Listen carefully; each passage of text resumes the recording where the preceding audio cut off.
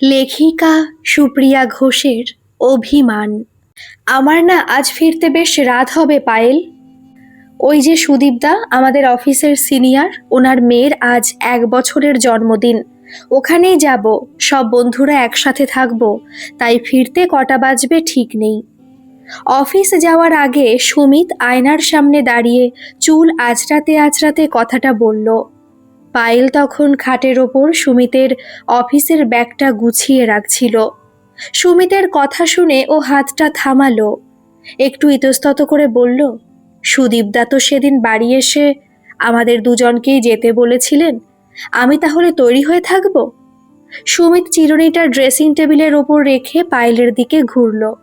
ওর চোখে মুখে একটা অস্বস্তি। পায়েলকে ওপর নিচ এক ঝলক দেখে নিয়ে একটু নিচু গলায় বলল, আরে তুমি ওখানে গিয়ে কি করবে বলো তো? অফিসের সব বড় বড় সাহেবরা আসবে, ওনাদের ঘরের মেয়েরা সব কিরকম মডার্ন, সারাক্ষণ ইংরেজিতে কথা বলে। তুমি তো ওসব বোঝো না, গিয়ে এক কোণে চুপচাপ বসে থাকবে। তার চেয়ে বরং তুমি বাড়িতেই থাকো। মা বাবারও শরীরটা ইদানিং ভালো যাচ্ছে না, কখন কি হবে বলা যায় না। তার চেয়ে তুমি বাড়িতেই থাকো। পায়েলের হাত থেকে সুমিতের ওয়াটার বোতলটা প্রায় পড়েই যাচ্ছিল। ও কোনো মতে সেটাকে ব্যাগের ভেতর ঢুকিয়ে দিল। এই প্রথম নয়, গত 3 বছরে এরকম বহুবার হয়েছে। সুমিতের বন্ধুদের আড্ডা হোক বা অফিসের কোনো অনুষ্ঠান, সব জায়গাতেই সুমিত ওকে এভাবে বাড়িতে রেখে যায়। প্রথম প্রথম পায়েল ভাবতো সত্যি হয়তো সুমিত ওর সুবিধার কথাই ভাবছে, কিন্তু আস্তে আস্তে ও আসল সত্যিটা বুঝে গেছে। ও ইংরেজি বলতে পারে না, নামি দামি ব্র্যান্ডের পোশাক পরে কায়দা করতে পারে না, তাই সুমিত ওকে সবার সামনে নিয়ে যেতে লজ্জা পায়। সুমিতের চোখে ও বড্ড ব্যাকডেটেড আর আনস্মার্ট। পায়েল আর কোনো তর্ক করল না, শুধু খাটের ওপর থেকে ব্যাগটা তুলে সুমিতের দিকে এগিয়ে দিয়ে বলল, তোমার ব্যাগ। সুমিত ব্যাগটা নিয়ে একবার পায়েলের মুখের দিকে তাকালো। পায়েলের মুখটা একদম শান্ত, সেখানে কোনো রাগ বা অভিমানের চিহ্ন নেই। সুমিত একটা স্বস্তির নিঃশ্বাস ফেলে বলল, তাহলে আমি বেরোচ্ছি, সাবধানে থেকো। রাত 11:30 নাগাদ সুমিত যখন বাড়ি ফিরল, সারা বাড়ি নিঝুম। কলিং বেলের আওয়াজে পায়েল এসে দরজা খুলে দিল। সুমিত ঘরে ঢুকে জুতোটা খুলতে খুলতে বেশ চনমনে গলায় বলল, উফ, পার্টিটা যা দারুণ হলো না! সুদীপদার ওয়াইফ কি সুন্দর করে সবার সাথে কথা বলছিল জানো, কি স্মার্ট! তোমাকে যে নিয়ে যায়নি, ভালোই করেছি। তুমি থাকলে এই রাত অবধি ওখানকার হইচই সহ্য করতে পারতে না, বোর হতে। পায়েল দরজাটা লক করে সুমিতের পেছনে পেছনে ঘরে এলো। তারপর ধীর গলায় বলল, দরজাটা বন্ধ করে লাইটটা নিভিয়ে দাও, আমি শুলাম। সুমিত একটু অবাক হলো। অন্য সময় ও কোনো পার্টি থেকে বাড়ি ফিরলে পায়েল হাজারটা প্রশ্ন করে, কি খেলে, কেমন মজা হলো, কে কি পড়লো। আজ ও একদম চুপচাপ বিছানায় গিয়ে দেওয়ালের দিকে মুখ করে শুয়ে পড়ল। সুমিত ভাবল, হয়তো পায়েলের ঘুম পাচ্ছে, তাই আর মাথা ঘামালো না। কিন্তু পরদিন সকাল থেকেই সুমিত একটা অদ্ভুত তফাৎ খেয়াল করলো। রোজ সুমিত ঘুম থেকে ওঠার আগেই পায়েল ওর চা, খবরের কাগজ আর ধোয়া জামা কাপড় রেডি করে রাখে। আজ সুমিত ড্রয়িং রুমে গিয়ে দেখলো টেবিলের ওপর চা ঢাকা দেওয়া আছে ঠিকই, কিন্তু খবরের কাগজটা এখনো বাইরেই পড়ে। আর পায়েল রান্নাঘরে মায়ের জন্য ওটসের খিচুড়ি বানাচ্ছে। সুমিত রান্নাঘরে দরজায় গিয়ে দাঁড়ালো। পায়েল, আমার কটনের প্যান্টটা কোথায় রেখেছো, পাচ্ছি না তো। পায়েল কড়াই থেকে চোখ না তুলেই বলল, আলমারির উপরের তাকেই গোছানো আছে, ভালো করে দেখো, পেয়ে যাবে। সুমিত একটু দমে গেল। অন্যদিন পায়েল নিজেই রান্না ফেলে ছুটে গিয়ে জামাকাপড় বের করে দিত, আজও নিজের জায়গা থেকে নড়লই না। সুমিত নিজেই গিয়ে প্যান্টটা খুঁজে নিল। অফিস যাওয়ার সময় সুমিত দেখল ওর রুমাল আর মানিব্যাগটা খাটের ওপর পড়ে আছে। রোজ পায়েল এগুলোর হাতে তুলে দেয়। সুমিত ব্যাগটা কাঁধে নিয়ে বলল, পায়েল, আসছি। রুমালটা টেবিলে রাখলেই পারতে, খাটের ওপর পড়ে আছে। পায়েল তখন ঘর মুছছিল। ও সোজা হয়ে দাঁড়িয়ে শান্ত মুখে বলল, তোমার জিনিস তুমি পকেটে পুরে নিলেই পারো সুমিত, আমি তো আর অফিসে যাচ্ছি না। সুমিত হাঁ করে পায়েলের দিকে তাকিয়ে রইল। পায়েলের গলার আওয়াজে কোনো রাগ ছিল না, ঝগড়া করার কোনো মানসিকতাও ছিল না, একদম সাধারণ একটা কথা। কিন্তু সুমিতের মনে হলো পায়েলের এই শান্ত রূপটা যেন চেনা পায়েলের চেয়ে অনেক বেশি অচেনা। ও আর কিছু না বলে তড়িঘড়ি ঘর থেকে বেরিয়ে গেল। দিনগুলো নিজের নিয়মেই কাটছিল। সুমিতের প্রথম প্রথম পায়েলের এই বদলে যাওয়াটা নিয়ে একটু খটকা লাগলেও আস্তে আস্তে অভ্যস্ত হয়ে গেল। ও ভাবল, যাক বাবা, ঝুট ঝামেলা তো নেই।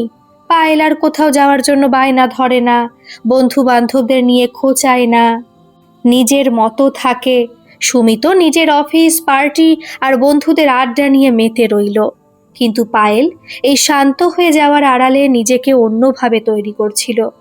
সংসারের খুঁটিনাটি কাজ যা ও আগে একদম নিখুঁতভাবে একা হাতে করত, যেমন সুমিতের জুতো পালিশ করা, ওর জামার বোতাম ছিঁড়ে গেলে তক্ষুনি সেলাই করে দেওয়া, বা সুমিত অফিস থেকে ফেরার ঠিক 10 মিনিট আগে গরম গরম টিফিন তৈরি করা, সেসবও আস্তে আস্তে কমিয়ে দিল। ও নিজের জন্য সময় বের করতে শুরু করলো। একদিন দুপুরে শাশুড়ি মা ঘুমিয়ে পড়ার পর পায়েল আলমারির একদম নিচের তাক থেকে একটা পুরনো প্লাস্টিকের বাক্স বের করলো। ওটার ভেতরে একটা মরচে ধরা কাঁচি, কয়েকটা সুতোর রিল আর একটা পুরনো সেলাইয়ের বই ছিল। বিয়ের আগে পায়েল বেশ ভালোই সেলাইয়ের কাজ জানতো। ব্লাউজ আর কুর্তি কাটিংয়ে ওর হাত খুব ভালো ছিল।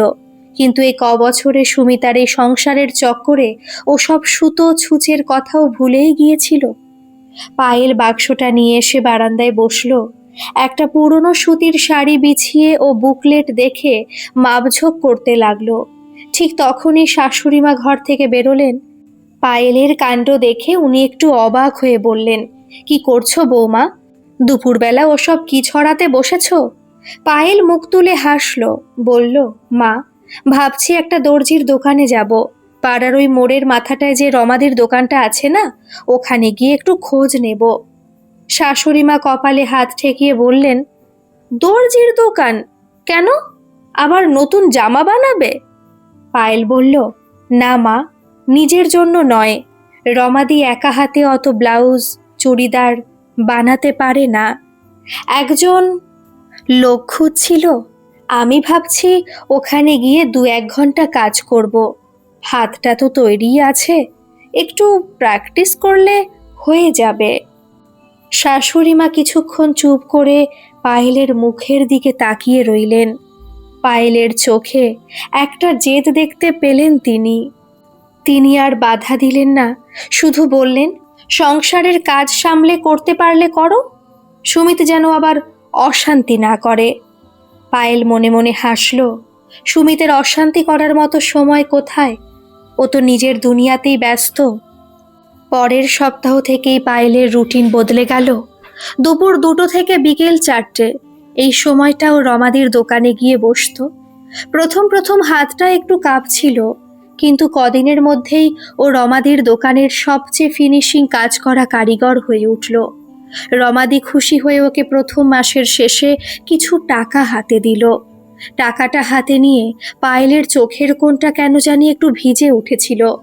বিয়ের পর এই প্রথম ও নিজের উপার্জনের টাকা ছুল। সুমিত ওকে প্রতি মাসে খরচের জন্য টাকা দিত ঠিকই, কিন্তু সেটার হিসেব দিতে হতো। আর এই টাকাটা একদম ওর নিজের। টাকাটা পেয়ে পায়েল প্রথম যে কাজটা করলো সেটা হলো একা একা বাজারে যাওয়া। আগেও সুমিত ছাড়া কখনো বড় বাজারে বা শপিং মলে যেত না। সুমিতই ওকে সঙ্গে করে নিয়ে যেত। আজও একাই রিক্সা ডেকে বড় বাজারে গেল। নিজের জন্য একটা সুন্দর তাঁতের শাড়ি কিনলো, আর শাশুড়ি মায়ের জন্য একটা শাড়ি। সেদিন সন্ধ্যায় সুমিত যখন বাড়ি ফিরল, ও ড্রয়িং রুমে পা রাখতেই পায়েলের পরনের নতুন শাড়িটার দিকে চোখ গেল। পায়েল তখন চা খাচ্ছিল। সুমিত ব্যাগটা সোফায় রেখে বলল, কি ব্যাপার পায়েল, এই শাড়িটা তো আগে দেখিনি, নতুন কিনলে নাকি? মা টাকা দিয়েছিল? পায়েল চায়ের কাপে একটা চুমুক দিয়ে খুব সাধারণভাবে বলল, না, মা দেয়নি, আমি নিজেই কিনেছি। সুমিত একটু হাসলো, যেন রসিকতা শুনল। তুমি কিনেছো মানে? তোমার কাছে টাকা কোথায়? আমার দেওয়া জমানো টাকা থেকে নাকি? পায়েল কাপটা টেবিলে নামিয়ে রেখে সুমিতের চোখের দিকে তাকালো। ওর চোখে এখন একটা স্পষ্ট আত্মবিশ্বাস। ও বলল, না সুমিত, তোমার টাকা থেকে নয়। মোড়ের মাথায় রমাদির দোকানে আমি বিকেলে সেলাইয়ের কাজ করছি গত 1 মাস ধরে। এটা আমার নিজের রোজগারের টাকায় কেনা। সুমিত একদম থমকে গেল। ও ভাবতেই পারেনি যে ওর 4 দেওয়ালের ভেতরের আনস্মার্ট বউটা বাড়ি থেকে বেরোচ্ছে, কাজ করছে এবং টাকাও রোজগার করছে। সুমিতের অহংকারে কোথায় যেন একটা বড় ধাক্কা খেলো। ও গলার স্বরটা একটু চড়িয়ে বলল, তুমি দর্জির দোকানে কাজ করছো? পাড়ার লোকে শুনলে কি বলবে পায়েল? আমার কি মাইনে কম যে তোমাকে বাইরে গিয়ে সেলাইয়ের কাজ করতে হবে? এই সংসারে কিসের অভাব তোমার? পায়েল একটু উত্তেজিত হলো না। ও সোফা থেকে উঠে দাঁড়িয়ে ঘরে জানলার দিকে তাকালো। বাইরে তখন সন্ধ্যের অন্ধকার নেমে এসেছে। ও বলল, সংসারে কিসের অভাব সেটা তো তুমি ভালোই জানো সুমিত। আর লোকলজ্জা, তুমি তো আমাকে কোথাও সাথে করেই নিয়ে যাও না। পাড়ার লোক বা তোমার বন্ধুরা তো জানেই না যে তোমার একটা বউ আছে। তাহলে আর লজ্জা কিসের? সুমিতের মুখটা মুহূর্তের মধ্যে লাল হয়ে গেল। ও আর কোনো কথা খুঁজে পেল না। পায়েল সুমিতের পাশ কাটিয়ে রান্নাঘরের দিকে চলে গেল রাতে রুটি করতে। সুমিত ড্রয়িং রুমে একা দাঁড়িয়ে রইল। আর ওর মনে হতে লাগলো পায়েলের এই স্বাবলম্বী হয়ে ওঠার দূরত্বটা ও হয়তো আর কোনোদিনও পার করতে পারবে না। সুমিত ভেবেছিল পায়েলের এই সেলাইয়ের কাজ করাটা হয়তো কয়েকদিনের একটা শখ। 2-4টে টাকা হাতে পেলেই শখ মিটে যাবে, তারপর আবার যে কে সেই। কিন্তু ওর ধারণাটা একদম ভুল ছিল। পায়েল যেন দিন দিন আরো বেশি নিজের মধ্যে মগ্ন হতে লাগলো। রোজ বিকেলে নিয়ম করে ও রমাদির দোকানে যেত। এখন আর ও শুধু সাধারণ ব্লাউজ বা চুড়িদার বানাতো না, ইউটিউব দেখে নানা রকম নতুন ডিজাইনের কাটিং শিখছিল। পায়েলের হাতের কাজ এত সূক্ষ্ম আর সুন্দর ছিল যে পাড়ার মেয়েরা থেকে শুরু করে একটু বয়স্ক মহিলারাও লাইনে দাঁড়িয়ে পায়েলের থেকে জামা কাপড় বানাতে চাইতো। রমাদি পায়েলের এই গুণ দেখে ওর পারিশ্রমিক অনেকটাই বাড়িয়ে দিল। এরই মধ্যে একদিন সুমিতের এক বন্ধুর বিয়ের নিমন্ত্রণ এলো। সুমিত অফিস থেকে ফিরে ড্রয়িং রুমে সোফায় বসা পায়েলের সামনে একটা নেমন্তন্ন কার্ড ছুঁড়ে দিল। আগামী রবিবার সায়নের বিয়ে, সবাই যাচ্ছে। মা বাবাকে বললাম, ওনারা এই বয়সে অতদূর জার্নি করতে পারবেন না, তুমি রেডি থেকো, দুজনে একসাথে যাব। সুমিত বেশ চড়া গলায় বলল, যেন পায়েলের ওপর একটা মস্ত বড় দয়া করছে। পায়েল কার্ডটা হাত বাড়িয়ে নিলও না, জাস্ট একবার চোখ বুলিয়ে আবার নিজের হাতের সুতোর কাজটায় মন দিল। ও সুতির একটা ওড়নায় পার্ল বসানোর কাজ করছিল। শান্ত গলায় বলল, তুমি একাই যাও সুমিত, আমার রবিবার বিকেলে 3টে ব্লাউজের ডেলিভারি আছে। কাস্টমাররা সন্ধ্যায় নিতে আসবে বলেছে, আমি যেতে পারবো না। সুমিত যেন নিজের কানকে বিশ্বাস করতে পারল না। ও হা করে পায়েলের দিকে তাকিয়ে রইল। যে মেয়েটা একদিনও কোথাও যাবে শুনলে নিজে যাওয়ার জন্য ছটফট করত, আর সে সুমিতের সাথে যাওয়ার অফারটা এত সহজে নাকচ করে দিল। সুমিত একটু রেগে গিয়ে বলল, কি বললে? ব্লাউজের ডেলিভারি আছে বলে তুমি আমার বন্ধুর বিয়েতে যাবে না? তোমার ওই সামান্য কটা টাকার কাজের দাম আমার সম্মানের চেয়ে বেশি হয়ে গেল। পায়েল এবার সুতোর কাজটা কোলের ওপর রাখলো। সুমিতের চোখের দিকে তাকিয়ে একদম স্পষ্ট গলায় বলল, সম্মান? তোমার বন্ধুদের সামনে তো আমার কোনো সম্মান নেই সুমিত। আমি গেলে তো তোমার স্ট্যাটাস কমে যায়। তোমার বন্ধুরা মডার্ন বউদের সাথে ইংরেজি আর হিন্দি মিশিয়ে গল্প করবে, আর আমি সেখানে গিয়ে এক কোণে ভূত হয়ে বসে থাকবো। এই কথাই তো তুমি আমাকে এতদিন বলে এসেছো। আজ হঠাৎ আমাকে নিয়ে যাওয়ার জন্য এত জোর করছো কেন? ও আচ্ছা, সায়ন তো বিয়ে করছে ওরিয়েন্টাল ব্যাংকের ম্যানেজারকে, তাই তো? ওর বউ খুব স্মার্ট। তোমার বন্ধুরা সবাই বউ নিয়ে আসবে, আর তুমি একা গেলে লোকে ভাববে তোমার বউ বুঝি দেখতে ভালো নয়, বা তোমার কোনো সমস্যা আছে। নিজের ইগো বাঁচানোর জন্য আজ আমাকে দরকার পড়ছে, তাই তো? সুমিতের মুখটা একদম ফ্যাকাশে হয়ে গেল। পায়েলের মুখেই প্রথম ও নিজের ভেতরের কুৎসিত সত্যিটা এভাবে শুনল। ও রাগে আর অপমানে কাঁপতে কাঁপতে বলল, পায়েল, তুমি কিন্তু বড্ড বেশি কথা বলছো ইদানিং। টাকা 2 পয়সা দেখেছো বলে অহংকার হয়ে গেছে তোমার, তাই না? পায়েল একটা ম্লান হাসলো, বলল, অহংকার নয় সুমিত, এটাকে আত্মসম্মান বলে। তুমি যাও, আমি মা বাবার রাতের খাবারটা রেডি করে দিই। রবিবার দিন সুমিত একাই সায়নের বিয়েতে গেল, কিন্তু পুরো পার্টিতে ও এক মুহূর্তের জন্য শান্তি পেল না। ওর বন্ধুরা যখন সপরিবারে এসে আড্ডা দিচ্ছিল, হাসাহাসি করছিল, সুমিত তখন এক কোণে দাঁড়িয়েছিল। কেউ যখনই জিজ্ঞেস করছিল, কিরে সুমিত, তোর ওয়াইফকে তো কোনোদিন আনিস না, আজকেও একা? সুমিতকে কোনো মতে মিথ্যে অজুহাত দিতে হচ্ছিল। ওর শরীরটা ভালো নেই, বা বাড়িতে মা বাবা একা তো তাই আসতে পারলো না। কিন্তু সুমিত মনে মনে জানতো আজ পায়েল নিজের ইচ্ছায় আসেনি। রাত 1টা নাগাদ সুমিত যখন বাড়ি ফিরল, ওর মাথাটা যন্ত্রণায় ছিঁড়ে যাচ্ছিল। ও ভেবেছিল পায়েল হয়তো জেগে থাকবে, ওর সাথে একটু ঝগড়া করবে বা অন্তত জল এনে দেবে। কিন্তু ঘরে ঢুকেও দেখলো পায়েল নিশ্চিন্তে ঘুমাচ্ছে। ওর ঘরের টেবিলে একটা নতুন স্মার্টফোন রাখা। সুমিত ফোনটার দিকে তাকালো। ও পায়েলকে একটা সাধারণ কিপ্যাড ফোন কিনে দিয়েছিল। এই দামি ফোনটা কোথা থেকে এলো? ও পায়েলকে ডাকলো, পায়েল, পায়েল ওঠো। পায়েল চোখ মুছে ধরফর করে উঠে বসলো। কি হয়েছে, জল লাগবে? সুমিত টেবিলের ফোনটা দেখিয়ে বলল, এই ফোনটা কার? কে কিনে দিয়েছে তোমাকে? পায়েল একটা হাই তুলে বলল, রমাদি কিনে দিয়েছে। মানে আমারই টাকা। রমাদি শিয়ালদহ গিয়ে পাইকারি বাজার থেকে আনিয়ে দিয়েছে। এখন অনেক দূর দূর থেকে কাস্টমাররা ডিজাইনের ছবি পাঠায় হোয়াটসঅ্যাপে, তাই একটা টাচ ফোন খুব দরকার ছিল। কেন, কিছু বলবে? সুমিত ফোনটার দিকে তাকিয়ে রইল। ও বুঝতে পারছিল পায়েলের জীবন থেকে ও আস্তে আস্তে একদম অপ্রয়োজনীয় হয়ে যাচ্ছে। পায়েলের ফোনের দরকার ছিল, ও সুমিতকে বলেনি। ও নিজের উপার্জনে সেটা কিনে নিয়েছে। পায়েলের জগৎটা এখন আর এই সুমিত নামের মানুষটার চারপাশ ঘিরে ঘুরপাক খাচ্ছে না। ও নিজের একটা আলাদা আকাশ তৈরি করে নিয়েছে, যেখানে সুমিতের কোনো প্রবেশাধিকার নেই। সুমিত বিছানায় শুয়ে পড়ল, কিন্তু সারা রাত ওর চোখে এক ফোঁটাও ঘুম এলো না। কেবলই মনে হতে লাগলো ও পায়েলের ওপর যে অবহেলার দেওয়ালটা তুলেছিল, আজ পায়েল নিজেই সেই দেওয়ালটাকে আরো উঁচুতে তুলে দিয়েছে। কয়েকটা মাস যেন ঝড়ের গতিতে কেটে গেল। সুমিত আর পায়েলের ছাদটা এক হলেও তাদের পথ দুটো এখন পুরোপুরি আলাদা। সুমিত এখন আর পায়েলকে আগের মতো কথায় কথায় খোঁটা দেয় না, বরং ও কেমন যেন পায়েলের সামনে যেতেই একটু গুটিয়ে থাকে। অন্যদিকে পায়েল এখন আর শুধু পাড়ার রমাদির দোকানের কারিগর নয়, ও নিজের বাড়িতে নিজস্ব একটা সেলাই মেশিন কিনে কাজ শুরু করেছে। শাশুড়ি মাও এখন ওকে কাজে সাহায্য করেন। পার্ল বসানো বা বোতাম সেলাইয়ের কাজগুলো উনি ভালোবেসেই করে দেন। সেদিন ছিল শনিবার। সুমিতের হাফ ডে ছিল অফিসে। বিকেল 4টে নাগাদ ও যখন বাড়ি ফিরল, দেখলো বসার ঘরে 4-5 জন অল্পবয়সী মেয়ে বসে আছে। তাদের পরনে আধুনিক পোশাক, হাতে দামি ব্যাগ। তারা পায়েলের তৈরি করা একটা কুর্তি নিয়ে খুব উৎসাহের সাথে কথা বলছে। একটা মেয়ে বলছিল, বিশ্বাস করুন পায়েলদি, আপনার এই কুর্তির কালেকশনটা জাস্ট ফাটাফাটি। আমার কলেজের ফ্রেন্ডরা তো দেখেই ফিদা। আপনি কেন একটা ফেসবুক পেজ খুলছেন না? আজকাল তো সবাই ওখানেই অর্ডার দেয়। পায়েল একটা খাতা কলম নিয়ে হিসাব লিখছিল। ও হেসে বলল, ফেসবুক টেসবুক আমি অত ভালো বুঝি না। এই তোমরা আসছো, পছন্দ করছো, এতেই আমি খুশি।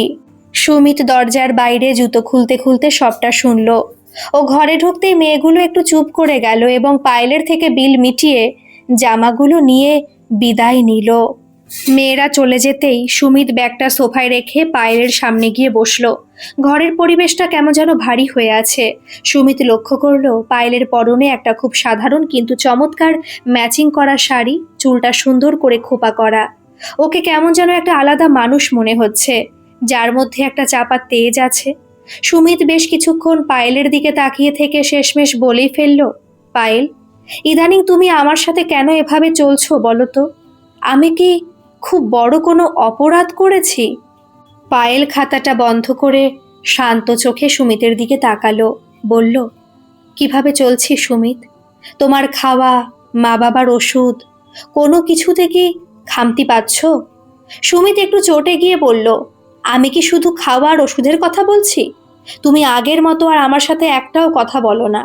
আমি অফিস থেকে ফিরলে আগে তুমি চা নিয়ে এসে বসতে, আজকে কি হলো না হলো জানতে চাইতে। এখন আমি বাড়ি ফিরলে তুমি নিজের খাতাপত্তর আর কাস্টমার নিয়ে ব্যস্ত থাকো। আজকাল তুমি আমাকে কোথাও নিয়ে যেতেও বলো না। সিনেমার টিকিট কাটলে বলো তোমার নাকি ডেলিভারির কাজ আছে। কেন করছো এমন? তুমি কি আমাকে অবহেলা করছো? পায়েল একটা দীর্ঘশ্বাস ফেলল। ও চেয়ারটা টেনে সুমিতের একটু মুখোমুখি হয়ে বসলো। ও বলল, আজ তুমি আমাকে অবহেলার কথা বলছো সুমিত? যখন আমি তোমার সাথে একটু ঘুরতে যেতে চাইতাম, তোমার বন্ধুদের সাথে দেখা করতে চাইতাম, তখন তুমি কি করতে? প্রতিবার কোনো না কোনো অজুহাতে আমাকে বাড়িতে একা ফেলে রেখে চলে যেতে। কেন যেতে? কারণ তোমার বন্ধুদের মডার্ন বউদের পাশে আমাকে নিয়ে যেতে তোমার লজ্জা হতো। তোমার চোখে আমি ছিলাম আনস্মার্ট, ব্যাকডেটেড। সুমিত মুখ নিচু করে বলল, আমি আমি তো ওভাবে বলিনি পায়েল, ওটা জাস্ট। ওভাবেই বলতে সুমিত। পায়েল মাঝপথেই ওর কথা থামিয়ে দিল। তুমি ভাবতে আমি ঘরের কোণে থাকি, কাঁদি, কিন্তু কিছু বুঝি না। আমি সব বুঝতাম। যখন তুমি আমাকে ফেলে একাই সেজেগুজে পার্টিতে যেতে, আমার বুকের ভেতরটা কেমন করতো তুমি কোনোদিন জানতেও চাওনি। আজ আমি নিজের পায়ে দাঁড়িয়েছি, নিজে রোজগার করতে শিখেছি, একা একা শিয়ালদহ বড় বাজার ঘুরে কাপড়ের পাইকারি বাজার চিনে নিয়েছি। আমার জগৎটা এখন আর শুধু তোমার ওই চারটে দেওয়ালের অবহেলার ওপর টিকে নেই। সুমিত পায়েলের হাতটা ধরার জন্য একটু এগোলো। পায়েল, আমি ভুল করেছিলাম। আমি বুঝতে পারিনি যে আমি তোমাকে কতটা কষ্ট দিচ্ছি। প্লিজ আগের মতো হয়ে যাও না। আমি এখন থেকে তোমাকে সব জায়গায় সাথে করে নিয়ে যাব, সত্যি বলছি। পায়েল আলতো করে নিজের হাতটা সরিয়ে নিল। ও উঠে দাঁড়িয়ে জানলার দিকে তাকিয়ে বলল, আর জোর করো না সুমিত। যখন আমার তোমার হাতটার খুব দরকার ছিল, তখন তুমি দাওনি। আজ আমি একাই হাঁটতে শিখে গেছি। এখন আমি স্বাবলম্বী। তাই তোমার ওপর আমার সেই অন্ধ নির্ভরশীলতাটা মরে গেছে। আমি তোমাকে ঘৃণা করি না, তোমার প্রতি আমার কোনো রাগও নেই। কিন্তু ওই যে বলে না, ভেঙে যাওয়া কাঁচ জোড়া লাগলেও দাগটা থেকে যায়। আমাদের সম্পর্কটাও ঠিক তেমনই হয়ে গেছে। সুমিত পাথরের মতো সোফায় বসে রইল। ও বুঝতে পারল ও পায়েলের ভেতরের সেই সহজ সরল মেয়েটাকে চিরতরে হারিয়ে ফেলেছে, যাকে চাইলেও আর কোনো দিন ফিরিয়ে আনা সম্ভব নয়। সম্পর্কের মূল ভিত্তি হল পারস্পরিক শ্রদ্ধা। রূপ বা মডার্নিটি সাময়িক, কিন্তু আত্মবিশ্বাস আর স্বাবলম্বী হওয়াই একজন মানুষের আসল পরিচয়। কাউকে অবহেলা করার আগে ভাবা উচিত, মানুষটা যেদিন একা চলতে শিখে যাবে, সেদিন হয়তো তাকে আর কোনো দিন ফিরে পাওয়া যাবে না। গল্পটি কেমন লাগলো অবশ্যই কমেন্ট করে জানাবেন, আর ভালো লাগলে একটা সাবস্ক্রাইব করে আমার পাশে থাকবেন। ধন্যবাদ।